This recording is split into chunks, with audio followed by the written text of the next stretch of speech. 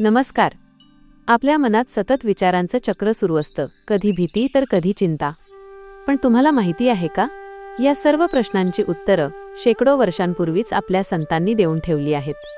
आजच्या भागात आपण संतांच्या अनुभवातून मनशांतीची गुरुकिल्ली शोधणार आहोत. हा व्हिडिओ शेवटपर्यंत पहा, कारण शेवटी आम्ही तुमच्यासाठी एक खास सुविचार सांगितला आहे. आज मी तुम्हाला संतांच्या वाणीतील एक असा मंत्र सांगणार आहे, जो केवळ शब्द नाहीत, तर तुमच्या आयुष्याचा मार्ग बदलण्याची ताकद ठेवतात. संत ज्ञानेश्वर महाराजांनी रचलेला हा अभंग केवळ देवाच्या स्तुतीसाठी नाही, तर मानवी जीवन समृद्ध करण्याचे एक शास्त्र आहे. हा अभंग आपल्याला एक महत्त्वाची गोष्ट शिकवतो, ती म्हणजे सातत्य. नित्यनेम म्हणजे जी गोष्ट आपण रोज न चुकता करतो. आपण जेवतो, झोपतो, कामावर जातो, पण मनाला शांत ठेवणारा किंवा ईश्वराशी जोडणारा नित्यनेम आपण का करत नाही? जेव्हा आपण दररोज ईश्वराचे नामस्मरण करतो, तेव्हा आपल्या मनातील नकारात्मक विचार आपोआप गळून पडतात. पहिला बदल हा होतो की तुमची भीती कमी होते. जेव्हा तुम्ही हे नाम घेता, तेव्हा तुम्हाला एक वेगळीच शक्ती जाणवते, ज्यामुळे यमाची किंवा मृत्यूची भीती म्हणजे जीवनातील संकटांची भीती वाटणे बंद होते. तुम्हाला समजते की तुम्ही एकटे नाही आहात, एक मोठी शक्ती तुमच्या सोबत आहे. दुसरा बदल हा होतो की तुमच्या आयुष्यात समाधान येते. आपण म्हणतो की मला हे हवे, ते हवे, पण ते मिळाल्यावरही समाधान मिळत नाही. हा अभंग सांगतो की ज्याच्याकडे नामाची शक्ती आहे, त्याच्या घरी भुक्ती आणि मुक्ती म्हणजे ऐहिक सुख आणि आत्मिक शांती दोन्ही चालून येतात. म्हणजेच तुम्हाला जे काही हवंय ते मिळवण्यासाठी लागणारे धैर्य आणि संयम तुम्हाला या नामस्मरणातून मिळतो. तिसरा आणि महत्त्वाचा बदल म्हणजे दृष्टिकोन. हा अभंग आपल्याला हे शिकवतो की जगातील कोणतीही गोष्ट या नामस्मरणाइतकी मोठी नाही. जेव्हा आपण नाम घेतो, तेव्हा आपले दुःख आपल्याला छोटे वाटू लागते. समस्या तेवढीच असते, पण ती पेलण्याची आपली ताकद कित्येक पटीने वाढते. संत ज्ञानेश्वर महाराज या अभंगातून आपल्याला एक अत्यंत सोपा आणि प्रभावी मार्ग सांगत आहेत. हा मार्ग म्हणजे नामस्मरण. चला तर मग या अभंगाचा भावार्थ विश्लेषण, सामाजिक संदेश व नैतिक धडा उदाहरणासह समजून घेऊया. पहिला चरण, नित्यनेम नामी ते प्राणी दुर्लभ. लक्ष्मी वल्लभ तयांजवळी. भावार्थ विश्लेषण. या ओळीत माऊली म्हणतात की ज्या माणसाला देवाची भक्ती करण्याचा, देवाचे नाम घेण्याचा नित्यनेम आहे, असे लोक या जगात खूप दुर्लभ आहेत. सहसा आपण संकटात पडलो की देवाकडे धावतो, पण ज्याच्या आयुष्यात नामस्मरण ही एक शिस्त आहे, एक सवय आहे, त्या माणसाच्या जवळ साक्षात लक्ष्मी वल्लभ म्हणजेच भगवान विष्णू सदैव वास्तव्याला असतात. याचा अर्थ असा की जेव्हा तुम्ही देवाचे नाव घेता, तेव्हा तुम्हाला कोणत्याही गोष्टीची कमतरता भासत नाही. तुमच्याकडे संपत्तीची, ज्ञानाची आणि समाधानाची समृद्धी आपोआप येते. आजच्या काळात आपण पैशामागे धावतो, पण जर तुमच्या आयुष्यात शिस्तबद्ध नामस्मरणाची जोड असेल, तर यश आणि समृद्धी तुमची वाट पाहत तुमच्या घरी येईल. सामाजिक संदेश व नैतिक धडा. या चरणातून संतांना सांगायचे आहे की जे लोक सातत्यपूर्ण प्रयत्नांना आणि मूल्यांना स्वतःच्या जगण्याचा भाग बनवतात, ते समाजात दुर्मिळ आहेत. आजच्या धावपळीच्या युगात आपण फळाची अपेक्षा करतो, पण प्रक्रियेवर किंवा सातत्यावर लक्ष देत नाही. ज्यांच्याकडे शिस्त असते, त्यांनाच खऱ्या अर्थाने यशाची आणि समाधानाची समृद्धी लाभते. वास्तविक उदाहरणे. एखादा तरुण खेळाडू घ्या, जो प्रसिद्धी मिळण्याआधी वर्षानुवर्षे रोज पहाटे उठून मैदानावर सराव करतो. त्याचे हे नित्यनेमच त्याला भविष्यात चॅम्पियन बनवतात. एक प्रामाणिक व्यावसायिक, जो कठीण काळातही आपल्या गुणवत्तेशी तडजोड करत नाही. ग्राहक सुरुवातीला कदाचित स्वस्त वस्तूंकडे वळतील, पण दीर्घकाळात अशा निष्ठेच्या माणसावरच समाज विश्वास ठेवतो. समाजाला येथे शिस्तबद्ध परिश्रमाचा धडा मिळतो.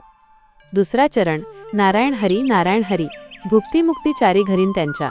भावार्थ विश्लेषण. नारायण हे नाव इतकं समर्थ आहे की ते घेतल्यावर मानवाला हव्या असलेल्या चारही गोष्टी, ज्याला आपण पुरुषार्थ म्हणतो, त्या सहज प्राप्त होतात.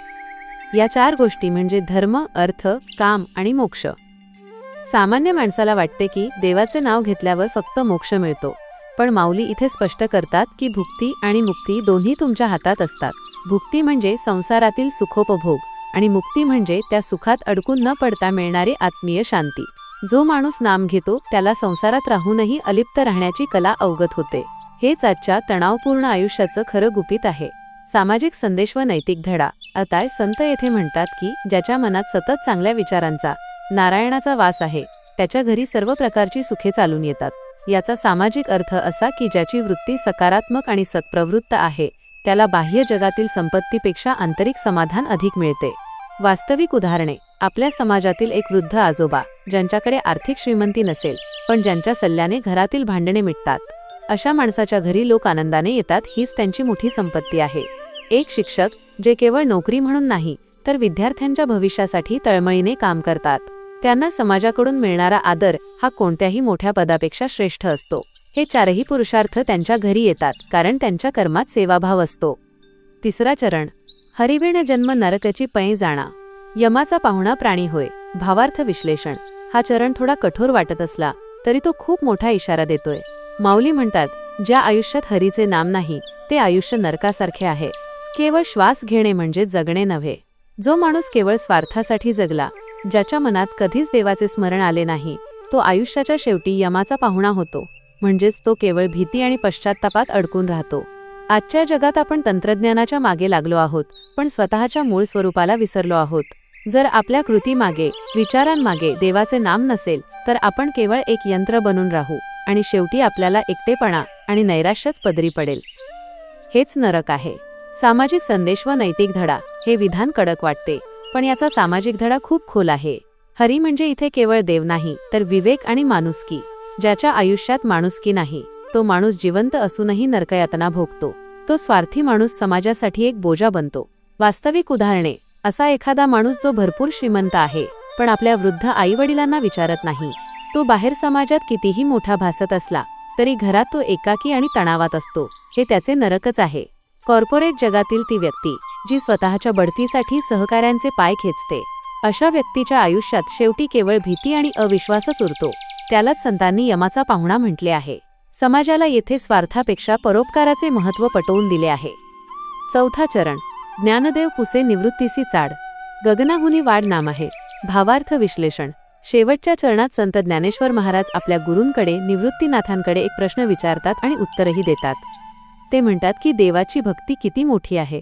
तर हे नाम आकाशापेक्षाही मोठे आणि व्यापक आहे. आकाश आपल्याला दिसतं, पण देवाची नामशक्ती त्याही पलीकडे आहे. गगन म्हणजे अवकाश, जे अनंत आहे, पण देवाचे नाम हे त्या अनंत अवकाशालाही सामावून घेणारे आहे. जो माणूस नाम घेतो तो स्वतःच एवढा मोठा होतो की त्याला जगातील कोणतीही समस्या छोटी वाटू लागते. सामाजिक संदेश व नैतिक धडा. शेवटच्या चरणात संत म्हणतात की नामाची, सत्कर्माची आणि चांगल्या विचारांची शक्ती ही आकाशापेक्षाही मोठी आहे. एखादी व्यक्ती आपल्या कर्तृत्वाने कितीही उंच पोहोचली तरी तिच्यातील नम्रता आणि चांगुलपणा तिला अधिक उंचीवर नेऊन ठेवतो. वास्तविक उदाहरणे. डॉक्टर बाबासाहेब आंबेडकरांसारखी व्यक्ती घ्या, ज्यांनी स्वतःचे पूर्ण आयुष्य शोषितांसाठी वेचले. त्यांचे नाव आजही जगाच्या इतिहासात सर्वात उंच आहे. साधे निस्वार्थी समाजसेवक, जे कुठल्याही प्रसिद्धीची अपेक्षा न करता पूरग्रस्तांना किंवा गरजूंना मदत करतात. त्यांच्या चांगल्या कामाचा आवाका हा आभाळा एवढा मोठा असतो. संतांनी इथे माणसाला स्वतःचा अहंकार सोडून मोठ्या कार्याशी जोडण्याचा धडा दिला आहे. हा संपूर्ण अभंग उदाहरणातून समजून घेऊ. जेव्हा तुम्ही दुःखात असतानाही नामामुळे विचलित होत नाही आणि सुखात असताना अहंकारी होत नाही, तेव्हा तुम्हाला जाणवते की नारायण खरोखर तुमच्याजवळ आहे. हा अनुभव पुस्तकात मिळत नाही, तो नामस्मरण करताना मनात निर्माण होणाऱ्या शांततेतून मिळतो. तुम्ही जेव्हा एकाग्रतेने नाम घेता तेव्हा बाहेरचे जग, शोर बंद होते. हेच ते गगनाहुनी वाढ, आकाशापेक्षा व्यापक असण्याचे लक्षण आहे. आजच्या म्हणजेच सध्याच्या काळातील नवीन पिढीसाठी अभंगाचा संदेश त्यांच्या आधुनिक भाषेत. मित्रांनो, आपण सध्या अतिव्यस्त, ओव्हर बिझी आहोत. एका हातात फोन, एका डोक्यात करिअरचे टेन्शन आणि मनात हजारो विचारांचे काहूर. ज्ञानदेवांचा हा अभंग आजच्या भाषेत समजून घ्यायचा तर तो डिजिटल डिटॉक्स आहे. नित्यनेम म्हणजे काय? जसं आपण रोज सोशल मीडियावर चेक इन करतो तसे दिवसातून एकदा स्वतःच्या स्वमध्ये चेक इन करणे म्हणजेच नित्यनेम. नाम म्हणजे काय? नाम म्हणजे फक्त एक मंत्र नाही, तर नाम म्हणजे फोकस. आजच्या युगात ज्याच्याकडे फोकस आहे तोच यशस्वी आहे. नाम तुम्हाला त्या एकाग्रतेपर्यंत घेऊन जाते. तुमच्या भाषेत हरिविण जन्म नरकचीचा अर्थ असा की जेव्हा तुम्ही तुमच्या आयुष्यावर नियंत्रण, कंट्रोल गमावता आणि केवळ बाहेरच्या जगाच्या दबावाखाली जगता, तेव्हा ते जीवन नरकासारखे वाटते. स्वतःच्या विचारांवर ताबा मिळवण्यासाठी नाम म्हणजेच ध्यानाचे किंवा सकारात्मकतेचे साधन वापरा. तुम्ही नास्तिक असाल तरीही चालेल, पण नाम घ्या. नाम म्हणजे केवळ देवाचे नाव नाही, तर स्वतःच्या ध्येयाचा सततचा ध्यास घेणे आणि त्या ध्यासात हरवून जाणे. जेव्हा तुम्ही तुमच्या कामात पूर्णपणे लीन होता तेव्हा तुम्ही नकळत त्या नाम स्थितीत असता. हेच अध्यात्म आजच्या भाषेत आहे. या अभंगातील कोणत्या चरणाचा अर्थ तुम्हाला तुमच्या दैनंदिन जीवनातील तणावाशी, स्ट्रेस जोडता येतो आणि तिथून तुम्हाला शांततेचा अनुभव कसा घेता येईल असे वाटते? तुमच्यासाठी आजची कृती. हा अभंग आपल्याला शिकवतो की नाम हे केवळ जपाची माळ नाही, तर ते एक ऊर्जा केंद्र आहे. आपल्या आयुष्यात जेव्हा सगळी द्वारे बंद होतात तेव्हा नाम हे एकमेव साधन असते जे आपल्याला मार्ग दाखवते. येत्या 7 दिवसांसाठी एक नित्यनेम करा. रात्री झोपण्यापूर्वी किंवा सकाळी उठल्यावर मोबाईलला स्पर्श करण्यापूर्वी फक्त 5 मिनिटे शांत बसा. काहीही न बोलता डोळे मिटून एकाग्रतेने आपल्या आराध्य दैवताचे नामस्मरण करा. दिवसाच्या व्यापात जेव्हा जेव्हा मानसिक गोंधळ होईल तेव्हा पुन्हा त्या 5 मिनिटांच्या शांततेची आठवण करा. हे करून पहा, तुम्हाला तुमच्या मानसिक स्थिरतेमध्ये मोठा बदल जाणवेल. धन्यवाद मित्रांनो. हा अभंग फक्त वाचण्यासाठी किंवा गाण्यासाठी नाही, तर हा जगण्यासाठी आहे. दररोजच्या धावपळीत फक्त 5 मिनिटे स्वतःसाठी काढा आणि हे नामस्मरण करून पहा. तुमचे विचार बदलतील, तुमची निर्णय घेण्याची क्षमता सुधारेल आणि सर्वात महत्त्वाचे म्हणजे तुमच्या आयुष्यात एक खोल शांतता निर्माण होईल. जर तुम्हाला खरोखरच आयुष्यात सकारात्मक बदल घडवायचा असेल तर आजपासूनच हा छोटासा नित्यनेम सुरू करा. याचे परिणाम तुम्हाला काही दिवसांतच जाणवू लागतील. हा व्हिडिओ जास्तीत जास्त लोकांशी शेअर करा, जेणेकरून कोणाच्या तरी आयुष्यात हा बदल घडून येईल.